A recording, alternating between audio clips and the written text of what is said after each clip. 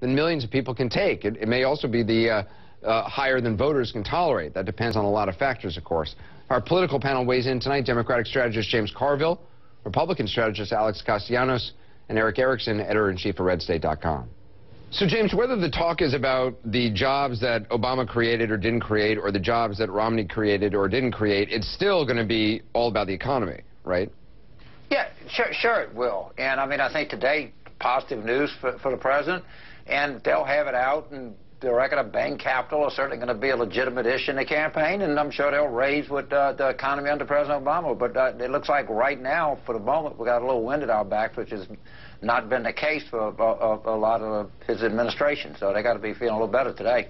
Eric, clearly the Obama administration wants to turn what many see as Mitt Romney's greatest attribute, his time in the private sector, as what he calls a job creator. They want to turn that into a negative with story after story of workers who've been fired and huge profits at Bain Capital. Can they, I mean, do they have a story to tell on that front?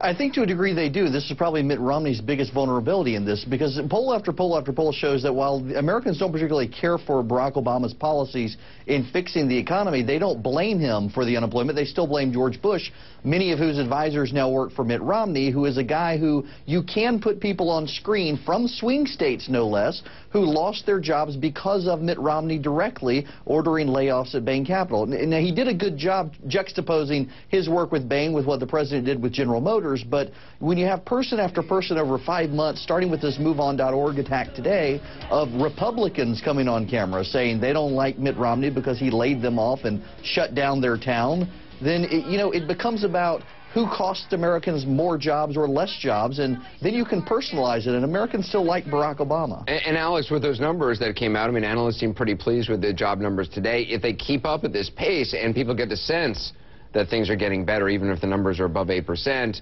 do Republicans need a plan B to beat Obama?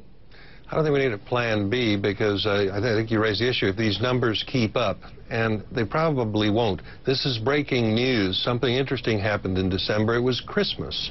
There's a lot of Christmas hiring going on, and a lot of Democrats I've talked to are worried, saying by this spring and summer, a lot of that Christmas is going to wear off, and those job numbers are going to be down again.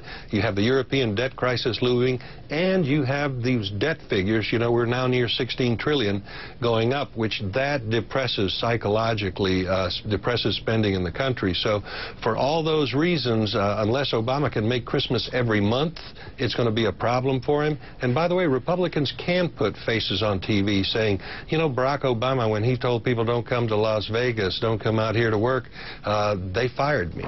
There's a lot of stories out there that you're going to get from both sides. James, can President Obama still blame President Bush for the economy? Well, no, right. Well, he doesn't, he can't, but the voters understand. And if you look at the trajectory of hiring, it's pretty dramatic, is what he inherited. And then, you know, since June of his first year in office, the line is, you know, not going up fast enough. It's going up. In terms of, they were expecting 155,000. And, you know, the analysts knew what month it was, and it came in stronger than that. Is he going to get 200,000 every month? Well, that's you know, highly doubtful. But as long as he has some momentum to point to, I think that helps him. It helps him a great deal. It's going to be a close election, but what he needs is some economic movement in the right direction, and it looks like as of now he's got that. So even if the numbers are still above 8%, as long as he can show some sort of positive movement? I would say no, Anderson. I would say no, that's not enough. That he's got to say, and I've got a plan to make it better, and here's what I'm going to do that's different. Here's how I'm going to work with Republicans with whom I haven't been able to work with. And Republicans, you know, they've also got to do a little lifting, too, here. They can't take this for granted. They've got to say, hey, look, President Obama has a plan to grow the economy. He wants to take money out of your pocket, put it in Washington's pocket, grow the economy top down from there. Political artificial spending. Republicans have to counter that. They've got to say, hey, look, we're going to take money out of Washington's pocket, cut taxes, spending there, put it in your pocket, grow this economy bottom up, organically, naturally. There's a new and better way than Obama's old thinking. And so far, I'm not hearing that message from a lot of Republicans. Eric, these latest polls in South Carolina, there's been obviously a big question mark about Romney, his ability to compete in the South. There was a sense he couldn't be vulnerable, especially in South Carolina, but he's got nearly twice the support of his closest competitor, an 18-point lead. Is it possible the conservative core of the Republican Party is warming to Romney? I don't know that they're necessarily warming. I think they're getting post-traumatic stress disorder from just the last campaign season of the last year when we didn't even vote. They're ready for this to be over. They're seeing the way things are headed. Mitt Romney very well could be the nominee coming out of New Hampshire strongly, going into South Carolina. He's got Nikki Haley's support. Conservatives are going to probably make Custer's last stand in South Carolina and see if it turns out better for them than it did for Custer. If so, this thing stretches out for a while. But Romney's got the momentum right now, and it's not that conservatives like him or are warming to him. It's that they are tired of campaign season already. James, do you agree with that analysis? Do you see the numbers the same way?